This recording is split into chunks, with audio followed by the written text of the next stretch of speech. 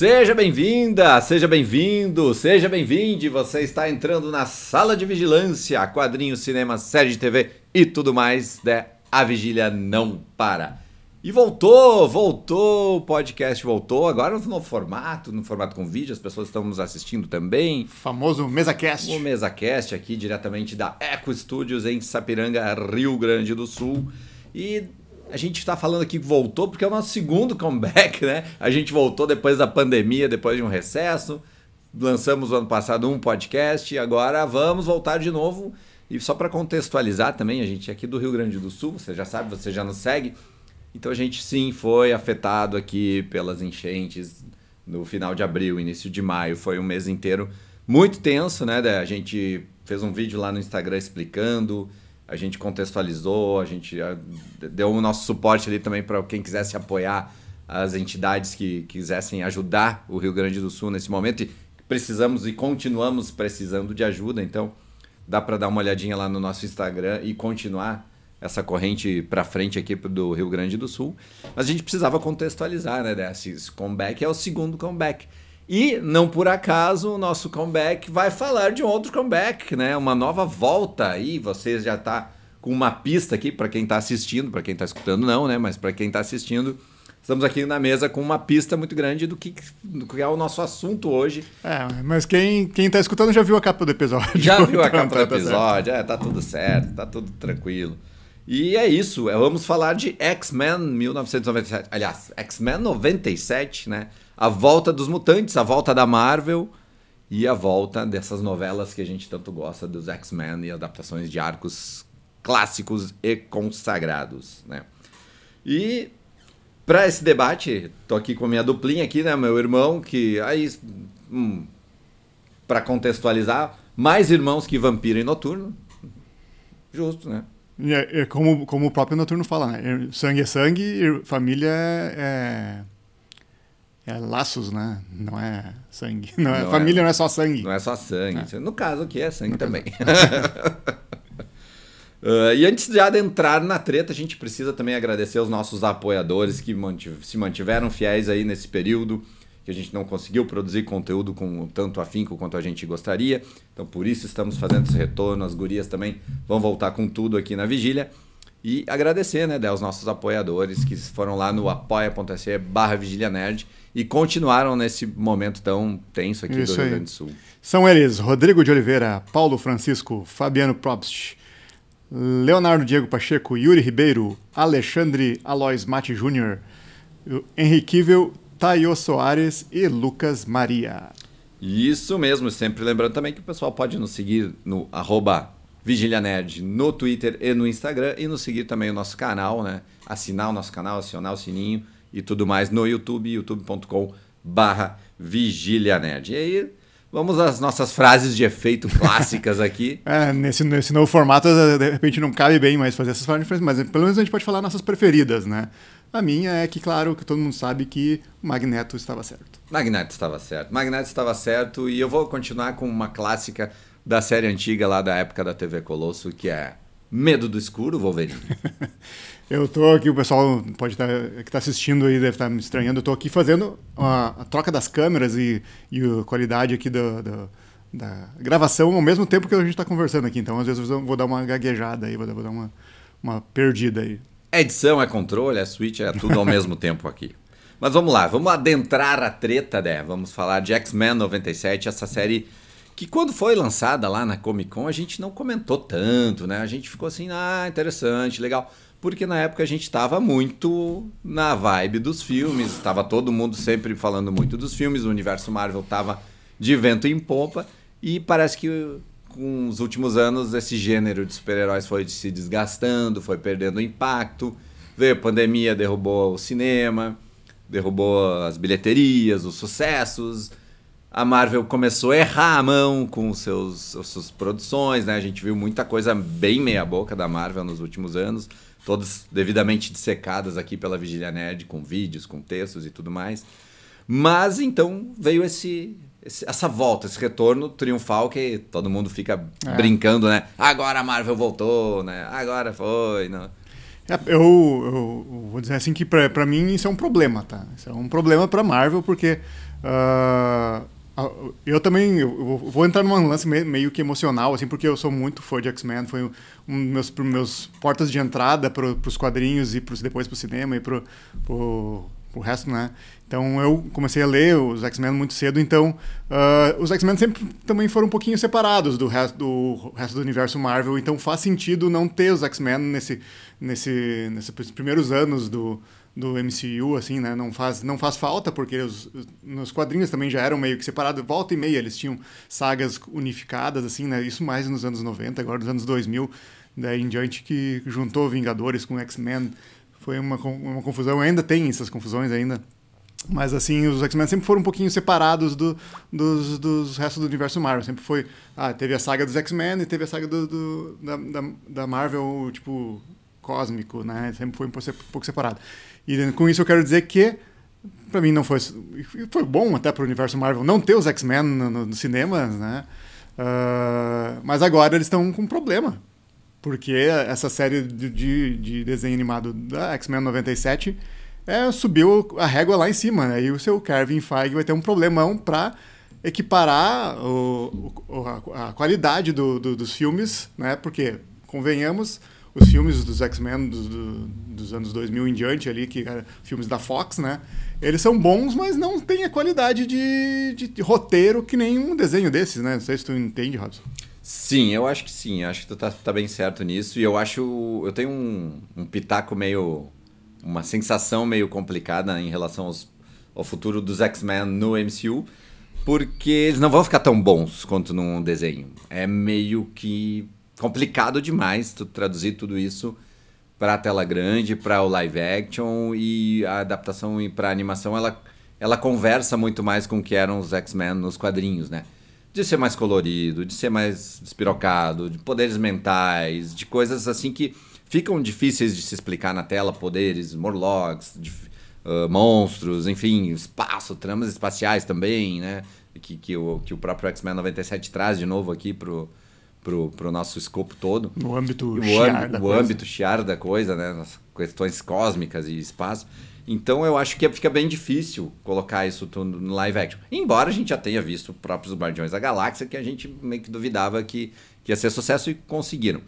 Mas eu fico com essa sensação que os X-Men funcionam melhor numa trama ali de animação, que eles podem dar aquelas despirocadas. Esse próprio desenho dá umas despirocadas incríveis aqui, porque a oscilação de nível de poder e de como eles usam o poder é meio qualquer coisa, assim, né? Dá pra brincar muito com isso na animação.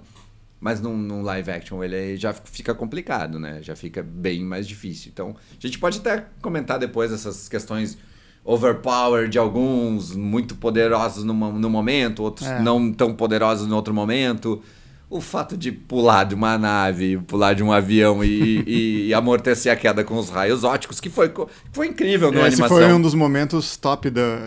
A gente vai comentar aqui alguns momentos, mas esse aí foi... Que ficou incrível na animação, mas como é que tu vai fazer isso? Não tem como fazer isso. Mesmo na animação a gente pensa, acho que não dá pra fazer isso, né? Então, mas tudo bem, funciona, né? Mas eu acho que sim, só para contextualizar também, voltando aqui às rédeas do nosso roteiro aqui, X-Men, ela veio lá de 92, né? 92 eles lançaram a animação, e que trouxe para o Brasil o termo X-Men, né? Até então a gente falava X-Men, né? Todo mundo falava X-Men. Era X-Men. Então, veio aquela... Eu lembro, assim, a nossa infância foi mais ou menos bem perto ali, né? A gente tem 4 anos de diferença um do outro. Foi me doutrinando com os quadrinhos, aí eu fui pra animação.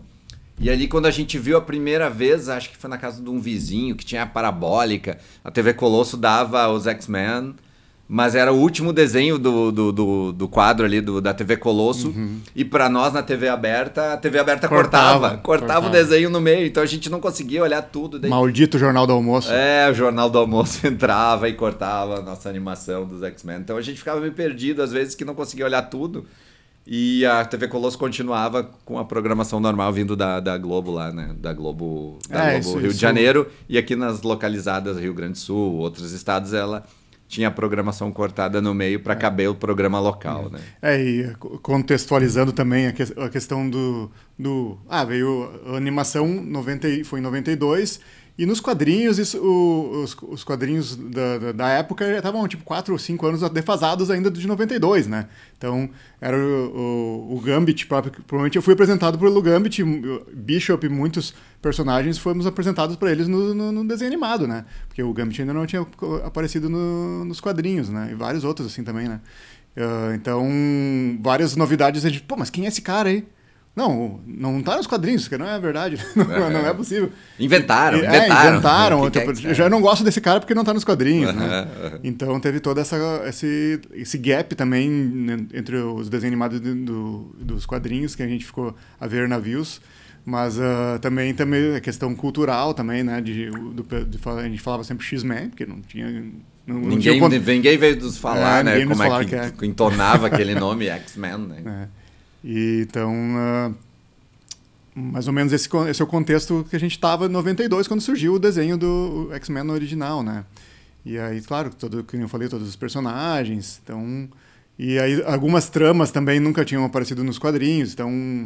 que a gente tinha visto, assim, né?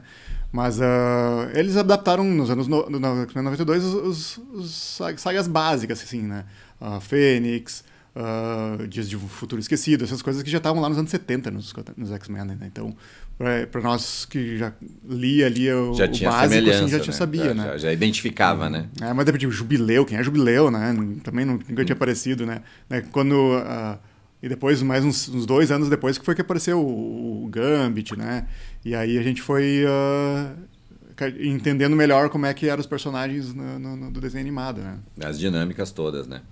E 5 temporadas depois, em 1997, acabou então essa primeira leva de animação de X-Men, que nem tinha um desenho muito bom, era um desenho bem ruinzinho, né? Mas melhorou muito a qualidade dos desenhos também. E também a forma que eles começaram a contar as histórias, né? Porque no X-Men 92 a gente era início do adolescente, 12, 13 anos ali, né? Um pouquinho mais, talvez. E agora a gente tem 40, né? Então, o público de X-Men 97 resgatou o público de X-Men 92 e também a forma que eles conseguiram atualizar os personagens para que pegasse o público mais jovem também foi massa, né? Tá bem... foi certeiro. Pegaram a nostalgia de quem assistia o primeiro, né? Pegaram um público novo com a nova animação, que o traçado tá bem bonito, a arte tá bem bonita, e colocando pautas também, que sempre foram de X-Men, mas hoje estão muito mais latentes na nossa sociedade, então eles conseguiram fazer um casamento muito interessante nessa nova animação. E qual era o teu personagem favorito nessa primeira geração ali dos X-Men? Eu sempre gostei muito dos outsiders, né? A gente gosta mais dos outsiders, né? Apesar de eu ter uma veia, assim, de gostar bastante dos líderes, né? Eu gostava do Ciclope e gostava da Tempestade, né? Que nos quadrinhos eles foram os líderes e, de certa forma... não foram bem adaptados, assim, na primeira série, assim, tipo, o Ciclope, às vezes, saía por bonachão, assim, o pessoal não respeitava muito ele. Mas agora, no início pelo menos, dessa X-Men 97, o Ciclope é o líder, ele é que toma conta da mansão lá, né? E até chegar o Magneto, claro, né? Mas ali ele fica muito... Ele consegue se impor, né? Ele consegue se impor, mas mesmo assim ele fica ainda na dúvida, assim, porque essas coisas que os líderes fazem, eles sempre se colocam em prova para tentar mostrar a vulnerabilidade deles, né? E tal. Então, me sinto agora gostando mais ainda. Eu sempre gostei do Ciclope, acho que ele foi sempre desmerecido como cargo de detentor do legado do professor Xavier, né? Mas sempre gostava muito dele, assim. E o lance agora também dele...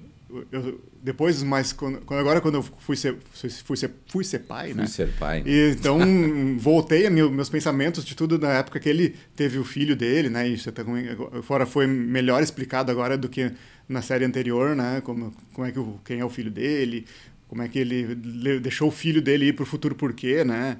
Isso é uma coisa que eu, tipo, quando eu era adolescente, falava, não, se eu fosse pai dele, eu nunca deixaria ele ir pro futuro, né? Mas agora a gente pensa, né?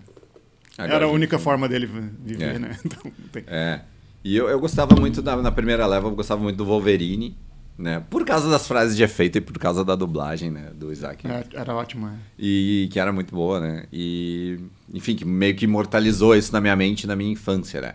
Mas eu achei muito bom, porque lá até então ele tinha um protagonismo um pouco maior, agora ele tá muito deslocado. E eu adorei isso, porque o Wolverine ele quase sobressaiu aos X-Men com o advento de Hugh Jackman, com o ator, com os filmes.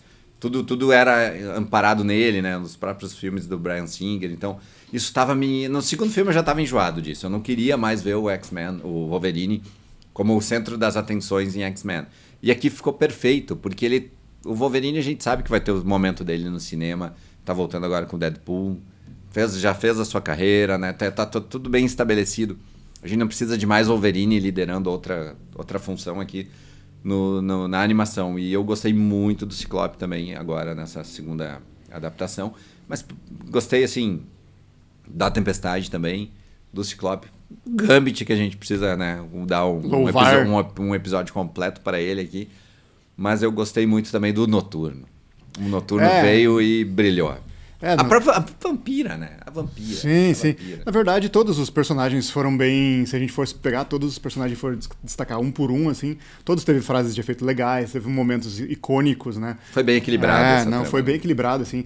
O Wolverine, até o próprio... Não falando que o Wolverine sempre foi elevado a um outro nível, né? Até de líder do X-Men, em alguns desenhos já foi, né? E também nas HQs também. Mas aqui é meio que parelho, assim. Até o Wolverine, ele não tá no principal, assim, mas ele teve momentos que aquela luta dele com o Noturno, né? Contra os Super Sentinelas lá foi muito bom. Então a gente pode elencar vários momentos do Wolverine, vários momentos do Noturno, vários momentos da Vampira, Gambit também, né? Até só uns que foram subutilizados, que claro que não são dos principais, é tipo Bishop, Morpho, né? O Roberto da Costa, Jubileu, esses até tiveram um destaque grande, mas não tiveram momentos icônicos, assim, né? Sim, verdade. E como tu achou nessa nova adaptação, assim? Eu achei... O primeiro episódio me surpreendeu demais, porque eu achei, nossa, bacana, ficou muito bom, essa nova trama, essas novas inserções. E eu achei que, caramba, aconteceu tanta coisa no primeiro episódio. E eu pensei, nossa, eles vão acelerar.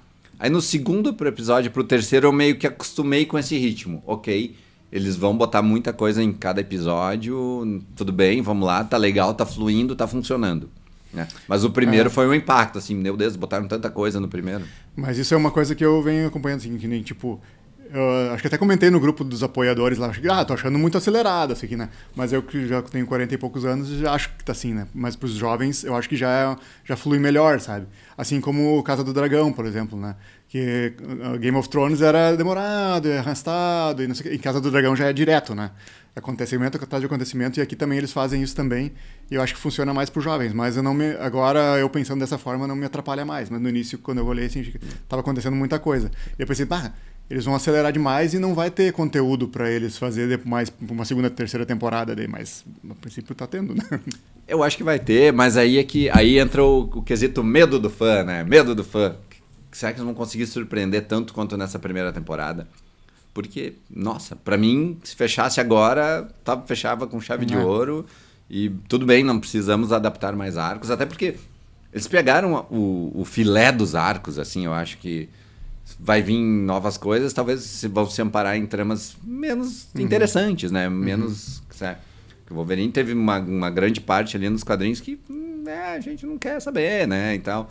Os próprios X-Men entraram em umas coisas assim que tipo, não tiveram tanto impacto quanto as sagas do Claremont, né? Com a arte do John Byrne. Mas assim, o que eles aproveitaram vários arcos que também já não estavam fora, já era fora da época do Claremont, que é o clássico, que é o que criou praticamente tudo dos X-Men, tudo 80%, né? A essência, 80%, vamos dizer, do que os X-Men é o que o Claremont e o John Byrne e outros, o Dave Cockrum e outros que criaram lá.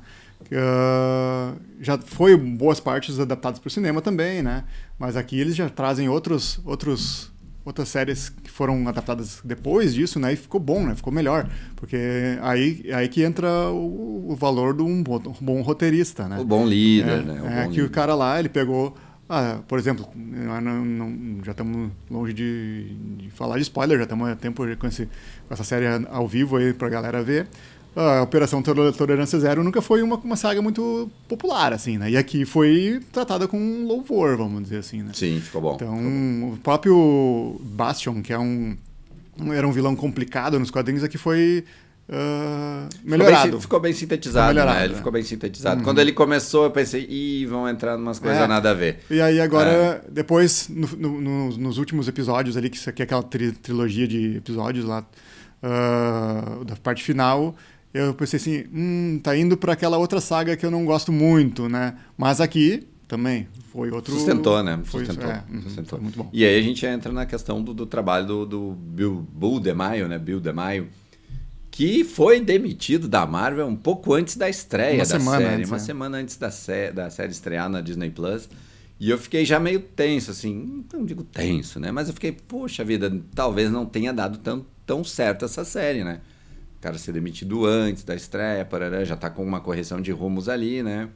E ficou meio nebulosa, nunca ninguém explicou nada, né? Não foi dado uma explicação oficial por que ele foi demitido. Dizem, né, que ele tem um OnlyFans famoso aí, não sei. Não é Disney, não vou ser eu que vou conferir. Também não conferi, mas daqui a pouco tá no escopo, né? Hoje a gente tem a história do James Gunn, que foi demitido da Disney porque resgataram os tweets antigos dele. Durante a Comic Con, a gente estava na Comic Con lá em San Diego, quando aconteceu o bafo, né? A gente estava lá vendo o Twitter, caralho, vai ter painel hoje do James Gunn aqui na San Diego Comic Con. Ele foi demitido da Marvel, cara. E aí não teve, né? Eles cortaram o painel, então foi uma correria, né? Foi uma correria ali naquele dia. Mas ele voltou, né? Ele conseguiu ser resgatado, ele conseguiu se justificar, a gente meio que ficou com uma história de redenção dele, assim, né? Porque realmente ele já tinha evoluído da época que ele já tinha feito esses tweets, todo mundo veio em favor dele, né? Sim, porque ele já era um cara conhecido, já era um cara competente e tal. Você, jovem, um dia você vai se arrepender também das coisas que vocês estão fazendo agora. Que você tweetou agora, você tweetou 15 minutos atrás, talvez você se arrependa no futuro, né? James Gunn se arrependeu, mas pediu desculpa. Mas ele teve uma redenção legal e conseguiu terminar o trabalho dele dentro da Marvel.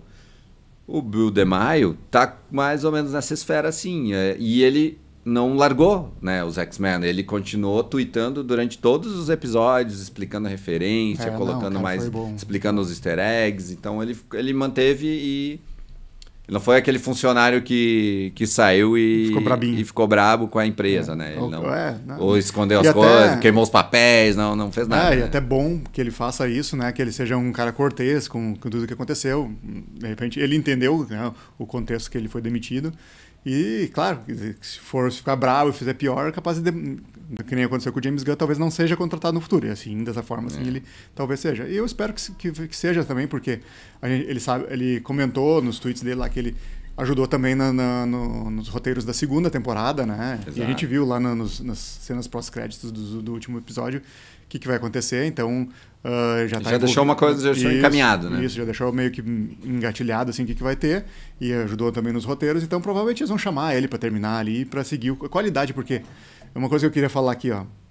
Esse desenho, essa animação, foi a melhor coisa que fizeram dos X-Men desde que, sei lá, desde X-Men 2, ou desde que o Grant Morrison botou a mão nos X-Men nos quadrinhos. Mas, olha, a qualidade é top. É de se louvar. Ele conseguiu colocar várias tramas, costurar numa nova trama, adaptar bons arcos ruins e transformar num produto muito melhor, né? Então ele conseguiu. É um trabalho de cara que conhece o que está fazendo, né? O cara que conhece os personagens, que conhece as histórias, conhece os quadrinhos, meio que secou completamente o que eram os X-Men aí nos últimos, sei lá, 30, 40 anos, né? E conseguiu mais, né? Então, 70 anos. Né? 70, digo, da década de 70. Né? Então, 60 e poucos anos. Foi um trabalho muito de louvar. Não à toa, né? Todo mundo veio para a rede social dizendo que era a melhor coisa que a Marvel já tinha feito na vida. Aqueles exageros, né? A melhor coisa do nota 99 no Rotten Tomatoes, né? Nos sites que fazem avaliação. Então, veio e continua com uma verve, né? Porque mexeu direto na nostalgia, fez uma nova história, colocou os personagens como deveria colocar, tirou o foco de alguns, colocou o foco em outros, equilibrou a trama, E trouxe treta, né? Trouxe treta, trouxe o novelão, né? Porque Trouxe. os nossos personagens sofreram bastante, né? Qual a trama que tu mais gostou, assim, dos personagens centrais, assim? Eu sou suspeito, né? Eu já falei que os X-Men são os meus personagens preferidos. Então, todos os episódios, pra mim, e é legal como a gente vai particularmente assim assistir a animação, porque saiu na quarta de madrugada, quarta de manhã, assim, né? Saía, né? E aí eu acordava cedinho. Eu acordava cedinho. Antes de todo mundo lá em casa, né? Antes de todo mundo lá em casa pra conseguir assistir. E, claro, não vou tomar spoiler porque eu já tô vacinado disso, né? Mas porque a ânsia de saber o que tá acontecendo e também... Então, desde os dois primeiros que foram lançados juntos, né? Acho que foi 2 ou 3. Acho que os 2 primeiros. Né? E aí eu olhei lá e daí, agora eu já queria olhar tudo de uma vez só, mas é bom que tenha isso, porque daí... É bom, a discussão semanal, né? A Isso. discussão semanal é massa, porque agora a gente tá com a Casa do Dragão de volta também no contexto que a gente tá gravando aqui, tá indo pro 2º episódio, mas a gente vai comentar também toda semana, a gente vai ter aquela ânsia, aquela sensação, aquele programa, né? Porque...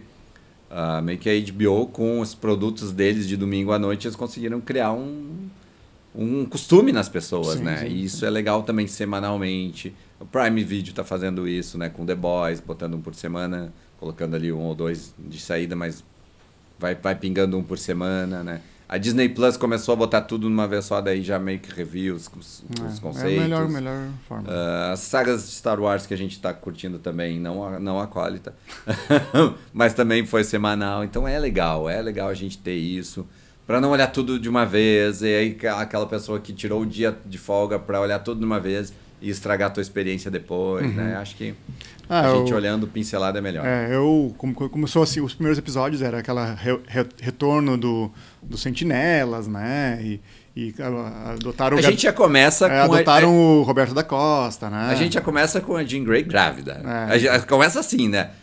O professor Xavier morreu, Jean Grey está grávida. A gente começa com duas pernadas, assim, né? 2 pedradas. E aí isso mostra já como esse conteúdo não é tão infantil, assim, né? Porque a gente vai vendo conforme os acontecimentos ali, tem momentos que tem sangue, tem violência, né? Então, e também as nuances do roteiro e dos personagens, assim, relativos à nossa sociedade atual, a sociedade desde a época que foi criado os X-Men, na verdade, né? As crianças não vão perceber isso, né? Na minha cabeça, eu acho que as crianças não percebem. Pouco. Não, é bem mais difícil, né? O próprio X-Men 92, quando veio, veio e já colocou esses temas de algumas formas. Mas naquela época... Mas a gente tava querendo ver os hominhos, né? A gente queria ver as lutas e tal. Mas já tinha esse conteúdo. Já tinha Senador Kelly, já tinha a treta contra os mutantes, já tinha a guerra. E também no primeiro episódio do lado da série original, um cara morria, um cara era preso. Tinha um monte de coisa já assim, né? Então era diferente do que a gente tava vendo. E aí a gente vai, né? Que nem tu falou, já começa a volta dos Sentinelas, eles acolhem lá o Roberto da Costa como se fosse a Jubileu no primeiro episódio da série antiga, né? Para dar um contexto para quem vem de fora entender o que está acontecendo. E aí já depois começa a falar, começa a trama já do Summers, né? Que vem a Madeleine Pryor, né? A clone da Jean Grey tá grávida, e entra naquela saga que eu adorava quando era nos quadrinhos, que era a saga Inferno, né? Que é da Rainha dos Duendes, que tinha vínculo com os demônios, Clube do Inferno e tudo, né? E aí eu pensei, eles vão botar isso no desenho animado, vai ter uns 2 episódios disso e eu vou achar massa, sabe? Foi meio episódio. Meio episódio cortaram, né? A Rainha dos Duendes nem faz muito sentido esse nome ali, né? Porque não tem muita coisa demoníaca, só naquela hora. Quando veio a clone da Jean Grey ali, eu pensei, cara, eles vão pirar mesmo. Eles vão pirar, eles vão despirocar, isso vai ficar legal, porque eles vão para um caminho que eu não estava imaginando, não estava contando. Eu achei que eles iam caminhar num terreno mais seguro, um terreno mais sólido. E não. E foi acelerando as tramas, como tu falou, do Inferno, com aquela questão de Genosha, né? A questão do próprio Magneto voltando e liderando os X-Men. Ele era o líder, ele teve o testamento do Xavier colocando ele como líder. Eu amo essa fase também do Magneto, quando ele era líder dos X-Men e dos Novos Mutantes nos quadrinhos. Foi tipo talvez um ano, assim, que o professor Xavier não estava, que nem no desenho agora. Mas é uma fase muito legal do julgamento dele e também todas como foi transferido isso para a animação foi perfeito e eu fiquei muito tipo nostálgico, lembrando quando eu lia aqueles desenhos lá do John Romita Jr. desenhando, né? E era muito legal. Então essa fase aí depois veio depois do Inferno, depois eles voltaram atrás do Sentinelas lá esqueci o nome do cara dos Sentinelas lá. O Trevor, não, falando do político, em general. O cara que bolou o Bolivar Trask. Ele montou lá, depois eles foram atrás dele, daí viram que não era ele, né? E aí tudo isso leva para que teve o episódio que a Tempestade perdeu os poderes, né? No julgamento. Esse arco da Tempestade foi talvez o que eu menos gostei de todos eles, né? Eu achei legal, mas eu achei que ela ia voltar mais 220, né? Porque a primeira cena que ela tem contra um sentinela, ele já crava. Mutante nível ômega detectado. Eu, caralho, agora sim. Agora vem. Mas daí não, ela ficou muito cozinhando num fogo morno, assim, né? E daí ela perdeu os poderes, que deveria ser o Magneto que perderia os poderes, né? E aí como aconteceu nos quadrinhos também, ela perdeu os poderes e ela foi lá com o Forge lá tentar recuperar, não sei o quê. Mas eu achei assim, ela vai voltar para os X-Men sem poderes e mostrar como uma pessoa comum pode também ser líder, sabe? Como que foi que aconteceu nos quadrinhos, né? E aí, depois ela conseguiu recuperar os poderes, é bom isso também, mas eu preferia que... Nisso eu gostei mais dos quadrinhos. Que no desenho tem que ter poder, porque... E a Tempestade também ela tem que ter, overpower. Né? Tem que ter overpower, né? É legal. E essa foi a trama que eu menos gostei, ainda que eu tenha gostado, porque tem muito easter egg ali na casa do Forge, mostra X-Force, o quadro deles, né?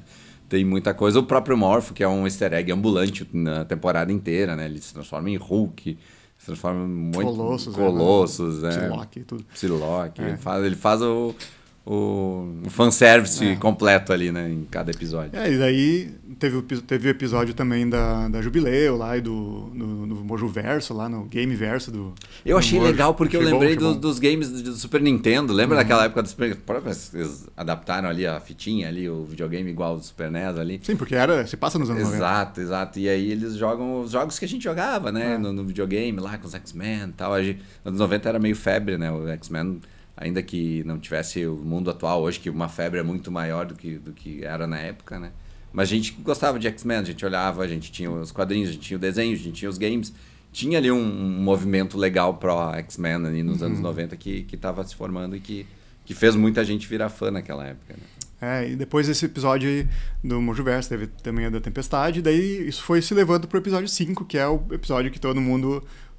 pirou o cabeção quando aconteceu, né? Que ninguém esperava que acontecesse isso. Sensacional. Ali foi como é que foi o jantar vermelho dos X-Men, né? Foi o episódio do casamento vermelho. Olha, esse episódio tem...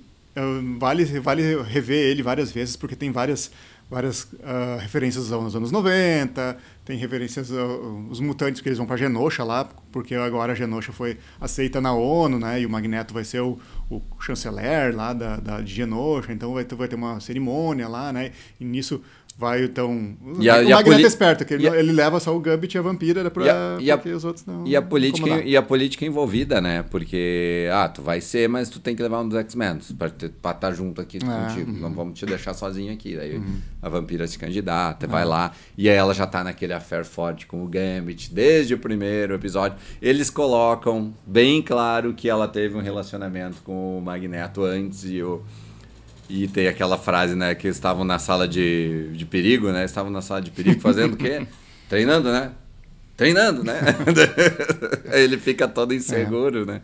Foi muito boa. E aí, eles estão ali constituindo aquela relação e ela meio que se rendeu. Não, eu realmente gosto do Gambit, eu vou falar isso pra ele. E ela não teve tempo de falar. Não teve tempo de falar, Não, e essa novelinha, né, do Gambit, Vampira e Magneto, é o que permeia, assim, e a gente vê a maturidade do Gambit, né, que ele aceita, assim, né, eu gosto mesmo da Vampira.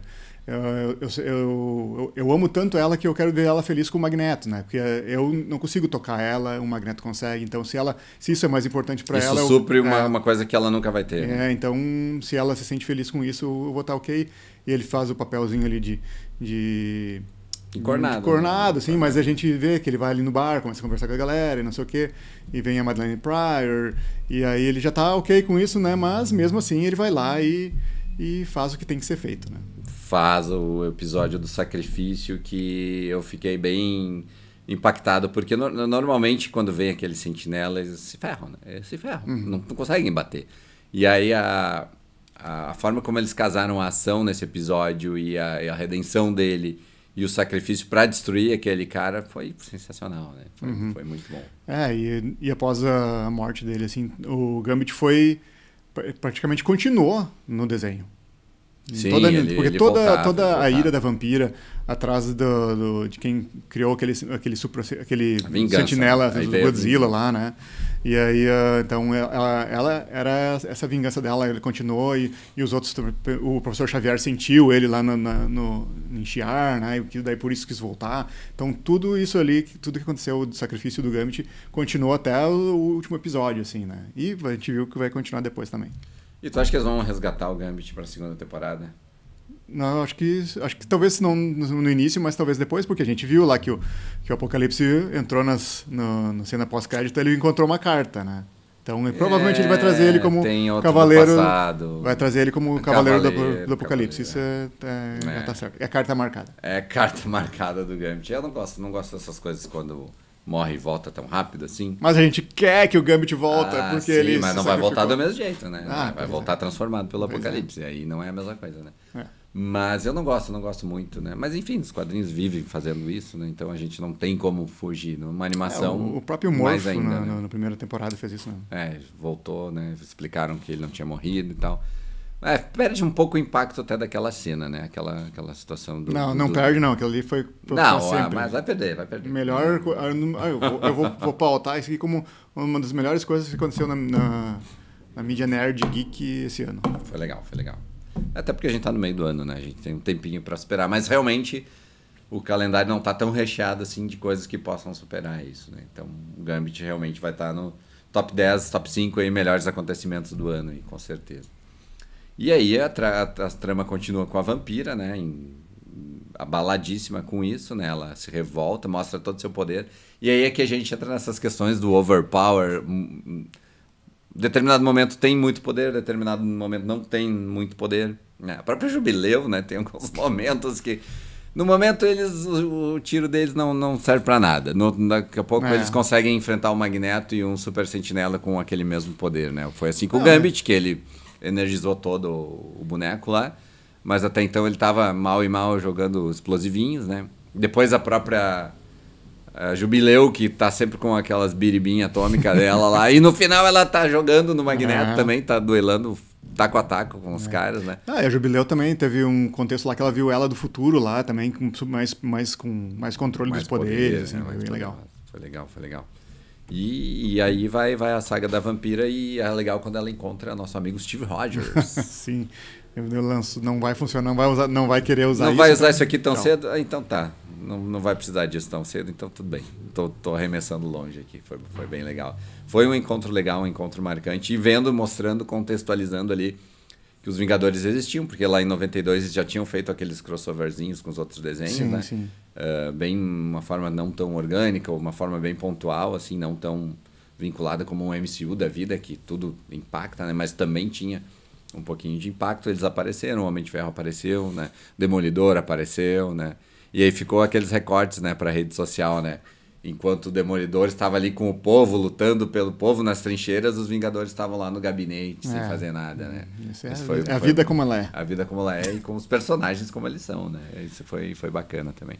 E apareceu o Homem-Aranha com a Mary Jane e o Flash Thompson, né? Então, sim, também. Então, contextualizando o desenho dos anos 90 também, que fizeram do Homem-Aranha, que também visualmente era mais caprichado que o do X-Men. Era bem mais legal que o do X-Men. Do X-Men, eu tinha um álbum de figurinhas na época do X-Men e tinha umas figurinhas que eram no frame do desenho. O desenho era horrível. O desenho era bizarramente ruim. E agora tá incrível. Tão incrível que a gente tem aqui já... Quem aqui não bateu o olho nesses action figures aqui e já não quis comprar todos, né? diz a galera que é fissurada em Action Figures que isso aí cada um desses aí já vale mais de R$1.000, né? Porque eles esgotaram antes da pré-venda. Vamos levar aqui um, né? E o que mais faltou aí pra gente falar? Depois do grande sacrifício do Gambit, a gente vai pra Shi'ar, né? Vai pro planeta, vai pro espaço, né? E contextualiza onde está o nosso amigo Charles Xavier. Ele no último episódio da temporada do X-Men normal, né? Ele foi tido como morto, machucado, que só o pessoal da galáxia lá de Shi'ar poderia salvar ele. Então eles meio que começaram a temporada de 97 como ele morto, mas claro, a gente que já leu os quadrinhos já sabe como é que funciona, né? E lá ele vai ser o consorte da Imperatriz Lilandra, né? Que é em uma outra trama familiar também, né? Que tem a Rapina, que é a irmã da Lilandra. Que tava muito legal no desenho. Muito bom. Não, aquela parte ali também tá excelente, assim, né? Podia ter mais uns 3 episódios ali do lado do Guardião, eles da Guarda Imperial e dos Piratas Siderais também. Podia ter mais uns 3 episódios que eu ia achar massa, né? E aí ele, claro, eu adorei aquela hora que eles falaram assim, você não pode ter um consorte que é de outra raça, que é de outro planeta, né? E aí ali ele subiu assim e mostrou como que o poder, que ele não é só o telepata mais forte da Terra, ele é o telepata talvez nível ômega da galáxia, sei lá, desse universo, talvez. Quando ele pega todos os pessoal da Guarda Imperial lá e coloca numa classe de aula e começa a explicar todas aquelas frases marcantes. Tem muitas frases marcantes nesse, tanto do Magneto quanto do Xavier, Noturno. Uma das frases que eu mais gosto é aquela mais no final, assim, que tá a Jean com a Tempestade, ela fala pra ele assim, vai lá e faz eles se preocuparem com o tempo, né, com o clima. E daí a Tempestade foi lá e lasca o pau nos Super Sentinelas, né? Sim. Tem frases muito marcantes aí. Surgiu vários memes aí também, né? Então... E refizeram os memes do primeiro, né? Refizeram os memes da primeira série também ali, com aquele quadro que aparecia o Ciclope meio encornado, agora é o Wolverine meio encornado, né? A outra piadinha... Do Morpho. A piadinha que o Cable faz pro... Porque o Ciclope faz pro Cable, o Ciclope dá uma roupa pro Cable e o Cable fala, o que você preferia? Uma roupa de couro? Uma roupa de couro preta, né? Que é a contra-piada contra a piada feita lá em X-Men, o filme, né? Lá do Bryan Singer, foi muito boa também. Enfim, memes a rodo, nível rodo, assim. E também, claro... E a música, Músicas. Falando em música também, uma das coisas que a gente gosta, e eles entenderam nisso, que quando acontece coisas na série, eles mudam a abertura. Game of Thrones faz isso, tem outras séries que também fazem isso. Né? Vão colocando eles na abertura. Morreu o Gambit, como veio Noturno, né, na abertura. Mais outros, o professor Xavier não aparecia. Ele não aparecia, passou a aparecer. Sumiu, apareceu para Magneto, né? E aí sim eles foram trocando e claro, algumas cenas também foram aparecendo até teve cenas ali que não apareceram Exato, fizeram uns spoilerzinhos ali, né? Às vezes a abertura já dava um spoiler de um personagem que nunca tinha aparecido e já estava na abertura ali, né? Vai aparecer então. Já estavam entregando, mas foi muito bacana também essas adaptações. E as lutas ali também que a gente destacou antes do Noturno com o Wolverine, fazendo a dupla. O Noturno com as espadas ali me ganhou demais, né? Me ganhou demais. Acho que eles não fizeram a parte legal de botar aquela parte mais humorística dele, né? Mais de ter uma piadinha ou outra, de ter agilidade, né? E usar o poder também como deve ser feito, né? Como deve ser usado o poder, né? Ele vai, se teleporta e usa o teleporte. O Noturno é um personagem com muitas camadas, assim, né? Tem o lance dele ser engraçado, dele ser ágil, de estar coberto por sombras, né? Porque inicialmente o poder deles ele só poderia se teleportar se tivesse sombras, né? E depois foi se adaptando para como é agora, assim, que ele se teleporta de qualquer jeito. E todo o lance dele de ter ser um pastor, ser um padre, né? A religião, né? Ele tem um momento dele de pastor lá Então ele fala enterro, também, né? Várias coisas também, né? Então o Noturno tinha que ser inserido. Não, na primeira série eu não gostei do Noturno, assim, ele foi só 1 ou 2 episódios, mas aqui ele já tem também todo o relacionamento com a vampira, de ter sido irmão de criação, né? Então, o Noturno... Bem, se a gente for falar de todos os personagens aqui, todos estão Vai longe, ótimos, vai né? longe. O Bispo foi pouco explorado, né? Eu acho que o Bispo, né? Bispo. Ninguém fala Bispo. Ninguém né? fala Bispo. É o Bishop, né? Ele foi pouco explorado, né? Acho que na primeira ele apareceu bem mais, teve mais protagonismo, né? Sim, Agora sim. ele estava muito de canto, né? Deram uma escanteada nele em determinado momento, depois ele voltou. Né? Até porque já tem um viajante do tempo que é o Cable, que é o filho do Ciclope, né? Com a Madeleine Pryor, que faz esse serviço. Agora, na segunda temporada, ele vai voltar, né? Provavelmente, porque o Cable e os Aí vai outros estão ter fora, full né? viagem no tempo ali, né? Segunda temporada vai ser full viagem no tempo, porque no final cada um foi para uma época, né? Um determinado lugar do tempo e um espaço também diferente, né? Então, eles estão à deriva e a gente não sabe o que vai acontecer. Outra trama que vai ser adaptada já como a gente viu nas cenas pós-créditos lá é a trama do Ciclope e da Jean no futuro do Cable, né? Que ele é um menino, o Nathan. E aí eles vai ter toda a trama da criação do Cable. Isso foi uma minissérie de duas edições. Duas edições, duas edições, né? especial, né? E aí ele vai ter toda o Ciclope vai poder, agora como o pai falando não, né? Vai poder acompanhar a criação do filho, né?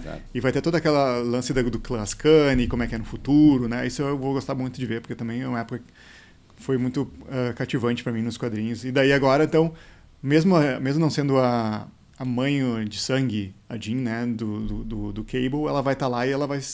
Porque, de certa forma, ela tem uma relação com a Madeline também, né? Então ela vai sentir também um lance de mãe, assim, né? Sim, sim. Essa parte da relação da Madeleine Pryor e da Jean Grey foi bem estabelecida também, porque normalmente elas estão em conflito uma com a outra. Uma contra a outra sempre. Nos quadrinhos. E aqui rolou um lance de sororidade e elas se uniram, né, para se fortalecer e tentar entender o que estava acontecendo e mover a trama de uma forma mais coerente, né, mais interessante, né. O que eu acho que deveria ter acontecido nos quadrinhos também, que não foi o que aconteceu, porque lá ela era muito mais possuída pelo Senhor Sinistro, né? O clone da Jean Grey, e daí ele foi colocando ela em certas situações que ela teve que tomar algumas atitudes do mal, assim, né? Não tão legais, em vez dela nesse lance de sororidade e tentar ficar com o Ciclope mesmo com a Jean ali, né? Mas daí não dava, daí então... acho que foi melhor resolvido aqui. Aquela coisa de mulher e marido traído um com o outro e que é a vingança. Mas né? como é que tu vai dizer esposa que é clone, esposa né? que é uma pessoa igual, né? Um clone, né? Foi bem legal essa ideia e eu achei que ficou bem melhor resolvido, né? E a gente vai vendo que aos poucos eles colocam as tramas maiores, vão resolvendo as menores pouco a pouco e voltam para a trama maior, né? A trama maior, Magneto e Xavier, que é o que encerra a saga toda, né? E a subtrama Sentinelas, subtrama mutantes preconceitos sendo seguidos, né? Outra subtrama Ciclope, outra subtrama da própria Jubileu e do Roberto da Costa, né? Que tem termos bem interessantes com a participação do próprio Roberto também, que mostra que ela também estava ali sendo preconceituosa e é aí que ele se define. A questão ali no meio, Vampira e Gambit com o Magneto fazendo a dissolução e aí a gente concordando com ele, né? Tu começou o episódio falando o Magneto estava certo. Eu não concordo, na verdade. Mas não dá pra... É que a gente olhando de fora, a gente entende, né? A gente, com o olhar de fora, a gente entende. Mas legal, o Xavier não é tão certo e o Magneto tem seus motivos. E aquela cisão que se dá foi muito bacana também, porque eu pensei, nossa, isso que não fosse acontecer uma coisa assim, né? E ele consegue fazer a cisão e a gente pensa, não, mas percebe, o Magneto tem toda a razão, porque o que estão fazendo contra a raça deles é muito errado, ele vai se voltar contra a raça humana, que também é errado, né? E a gente não tem quem tá certo ali, né? Não tem cada um não tem trigo limpo ali, né? Na situação toda. Então foi muito bom. E aí a gente tem a questão do Bastian, e aí que vai para aqueles overpowers completos, as tramas, as porradarias, e volta para a trama do Magneto com o Xavier. Que resolve toda a saga, toda a primeira temporada de X-Men 97. Foi bem... Os últimos 3 episódios, que são aquela trilogia do final ali, Tolerância e Extinção, Extinção e Tolerância. E aí aquilo ali foi tenso de poder olhar de uma semana para outra, assim, porque acabou... a gente sabia que se o pessoal que lê quadrinhos, né? Voltando ali. A gente tem a divisão das equipes azul e amarela e eles vão para os uniformes clássicos, né? Isso ali também. Vão mais legal. Bonequinho para vender. Mais bonequinho para vender e mais fanservice pra gente curtir, né? E aí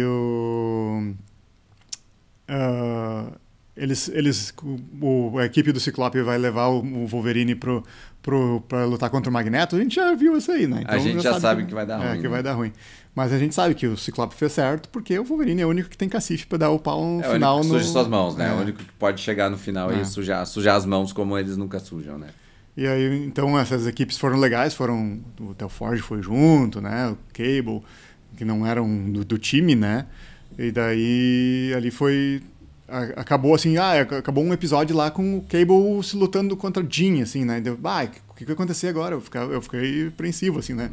Então, a Jean consegue ativar uma força fênix ali pra dar uma resolvida nas funções todas. Roteirada. Não, mas ficou legal. A gente sabia, né? Porque a gente tinha esse contexto, né? A gente já encontra esse contexto.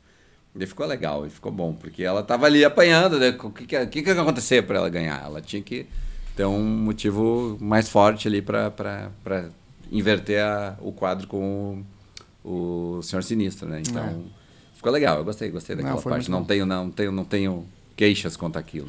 São poucas queixas, assim, né? Que tem umas coisas que nem eu falei, talvez ser um pouco rápido, assim, e eu, poderia ter aproveitado melhor a saga do Inferno. Não sei. Fã da saga. Sou fã da saga. Gostava muito do relacionamento também dos Novos Mutantes, com a saga também. E de alguns links com o universo Marvel, claro que não tinha como fazer isso, mas então, se viraram ali. Botaram também a saga aí de extinção, que é o do Sentinela Godzilla, aquele lá, né? Que é uma coisa que veio depois, bem depois, na época do Grant Morrison, né?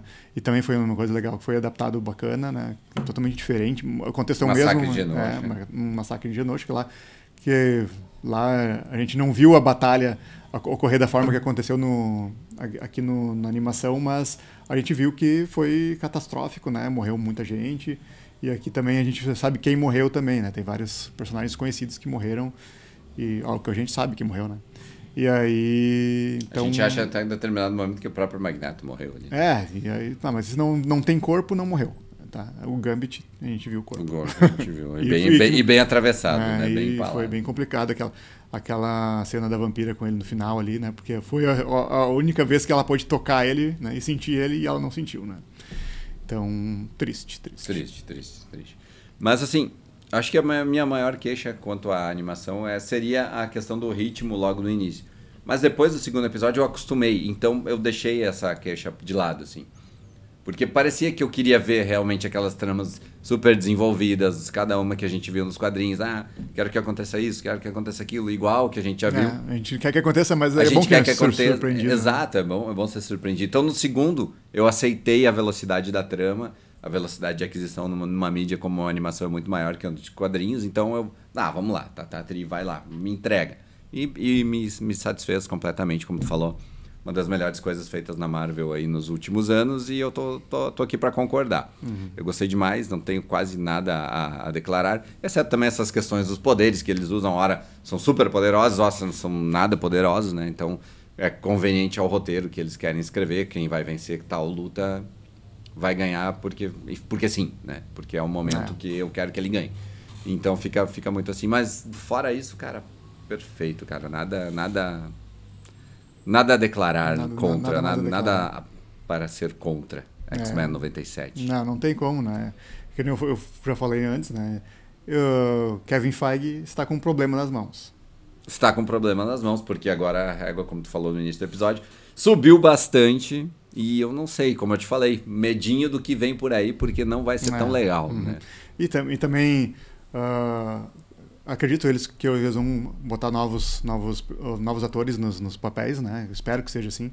Porque agora a gente já tá com um ranço dos filmes antigos, porque esse aqui foi muito bom, né? E aí como é que eles vão... Eles não podem usar os mesmos atores para fazer... E o medo de esses atores jovens não conseguirem entregar uma coisa assim, né? Chega de usar isso no MCU com o multiverso, abandonem os X-Men da Fox de uma vez por todas. Usem agora o Wolverine nesse filme do Deadpool e deixem. Eu não quero mais esse Wolverine. Conta outra história. Quero outros personagens. Quero novos rostos. Quero novos olhares por esses personagens, quero novas histórias e não quero ver o que já foi feito. Então, por favor, for adaptar uma trama, adaptem a trama que não foi ainda, né? Que não foi a Fênix 1000 vezes, né? Em 10 anos, acho que usaram 2 vezes no cinema. Enfim, complicado. Complicadíssimo. Mas, enfim. Acho que não tão isso, complicado né? quanto X-Men 97.